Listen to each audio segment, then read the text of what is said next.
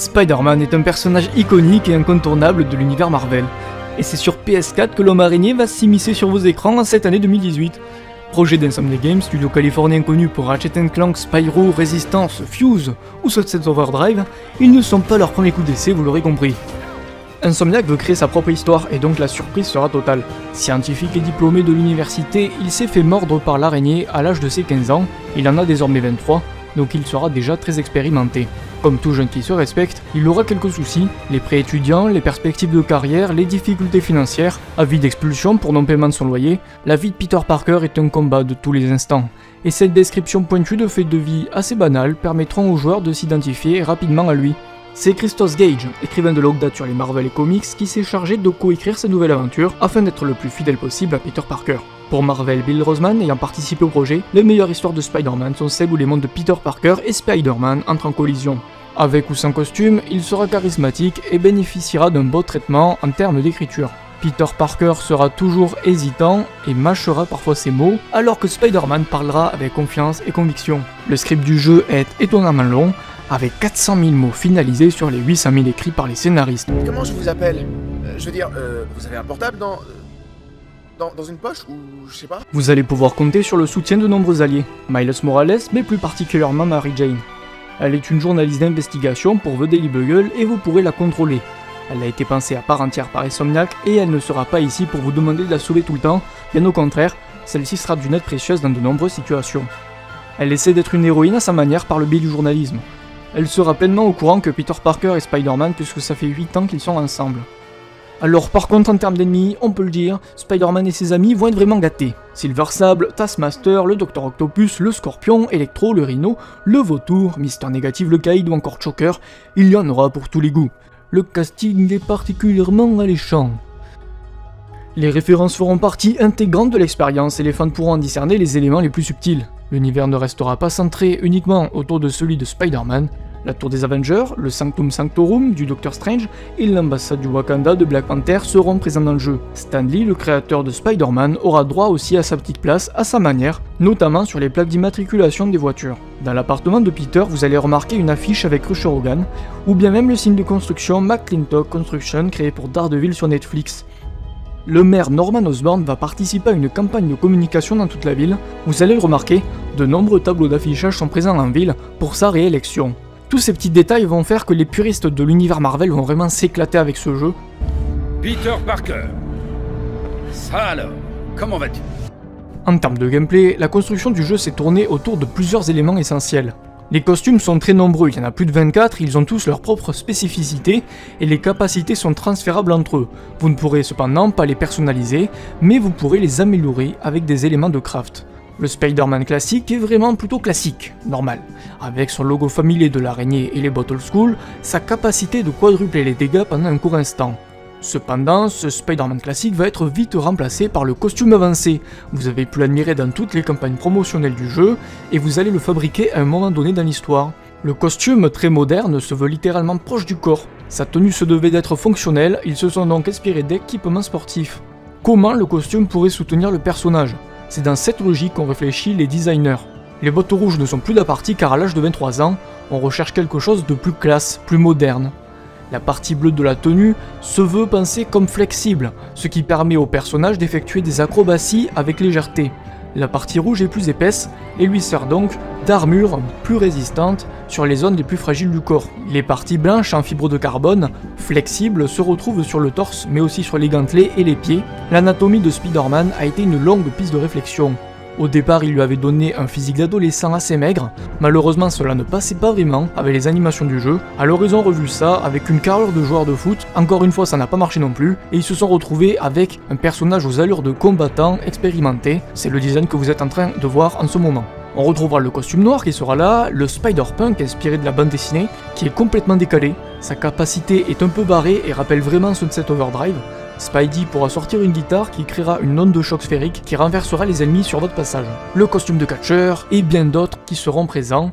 Le directeur artistique racontait qu'Insomniac voulait que les joueurs soient les Spider-Man qu'ils veulent être. Ça sera à vous de choisir votre look et votre façon de jouer, que cela soit dans les déplacements ou en combat.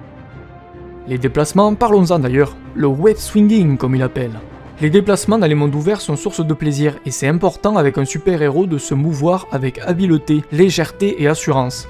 Dans certains jeux où les processus sont plutôt assistés pour permettre d'avoir des commandes simplifiées au maximum et une fluidité de tous les instants, Spider-Man va jouer à contre-courant et proposer aux joueurs un processus actif afin de le maîtriser dans les airs avec une certaine marge de progression en laissant le champ libre au joueur de faire ce qu'il veut. Toute l'étoile se colle au bâtiment et la physique sera aussi à prendre en compte. Lorsque vous allez vous balancer dans les airs, l'instant où vous allez choisir de lâcher la toile vous permettra de prendre plus ou moins de vitesse et d'aller plus ou moins loin. Vous pourrez également jeter 2 toiles en même temps qui vous permettront de vous projeter en avant. Utilisez ce mouvement pour des virages serrés ou bien même des demi-tours, plonger, vous percher sur des points précis sur les bâtiments et panneaux de signalisation et les utiliser comme rampe de lancement ou tout simplement en profiter pour admirer la ville de New York, tout est possible. Spidey peut courir le long des murs et passer les obstacles avec aisance, son sens de l'araignée vous donnera des repères afin de mieux interagir avec votre environnement.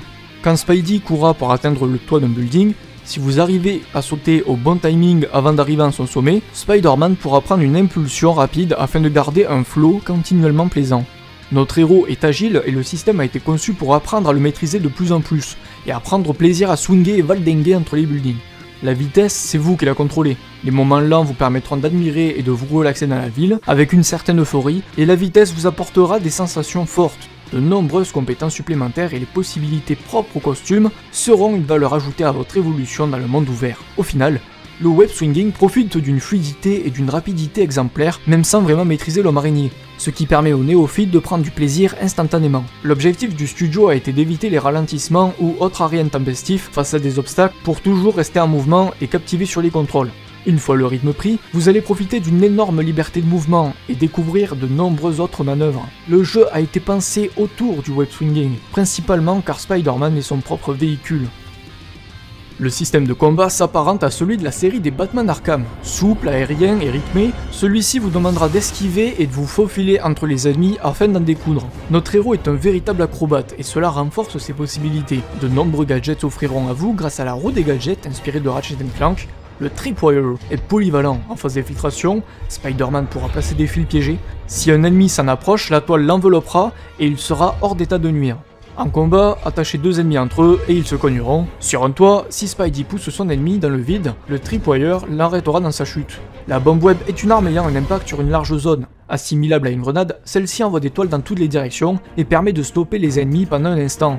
Cela vous permet de contrôler les foules et de pouvoir vous concentrer sur un ennemi précis. Le Spider Drone est comment dire un drone, il pourra tirer des toiles lui aussi, comme une mitraillette, et il pourra vous permettre de faire diversion. Les animations ont bénéficié d'un certain soin. Les contacts sont bruts de pomme et les ralentis viennent souligner une mise en scène de haute volée, notamment quand vous allez en finir avec un groupe d'ennemis. Vous allez apercevoir que Spider-Man est crédible dans les moindres détails, la décomposition de chaque partie de son corps a été travaillée, ce qui ajoute un énorme plus au feeling général des combats. Les techniques sont tout autant variées et complètes que les déplacements, maintenir la touche de coup vous permettra d'amener votre ennemi dans les airs, tirer des toiles vous permettra de saisir des objets comme des palettes en bois, des tonneaux et même des grenades, afin de les retourner contre vos adversaires. La mobilité sera votre atout durant ces phases.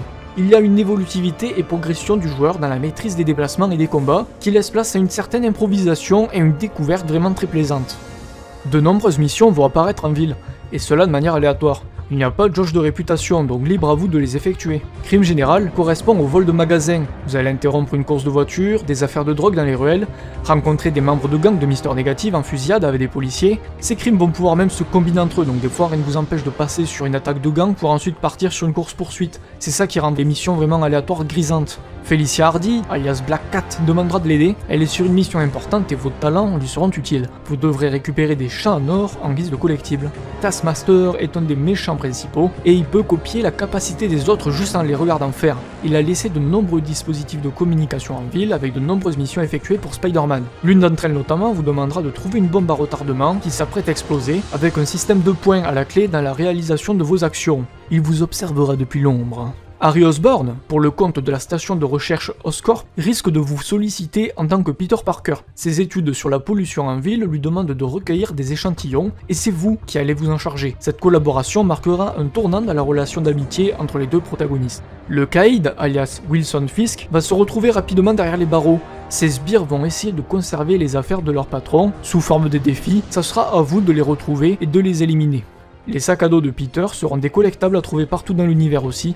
Ces derniers vous décriront plus en détail l'histoire de l'homme araignée à travers des dialogues et débloqueront des images exclusives. Et tout cela reste une petite partie des missions à réaliser, bien d'autres quêtes secondaires et activités seront présentes. Elles vous permettront de gagner de la monnaie qui auront une incidence sur vos améliorations. Insomniac a travaillé la ville de New York comme une entité à part entière. Les taxis jaunes, les trottoirs bondés de gens, les groupes de personnes qui discutent, certains d'entre eux n'hésiteront pas à venir prendre une selfie avec vous, ou venir pour vous saluer. Des petits écureuils viendront animer des parcs verdoyants déjà bien vivants, et c'est ce qui donne du cachet et du charme à une ville qu'on a envie d'explorer. La radio de Jonah Jameson avec l'émission Just the Fact viendra pimenter vos escapades, et les blagues de Spidey fuseront avec les interventions de Donald Renew pour notre plus grand plaisir, et Yuri Lowenthal en VO. Ces détraqués en costume croient qu'ils peuvent saccager la ville. Je vais leur montrer qu'ils ont tort. I don't want to go to work today because work was being Spider-Man. The only show willing to drop truth bombs on our so-called hero, Spider-Man.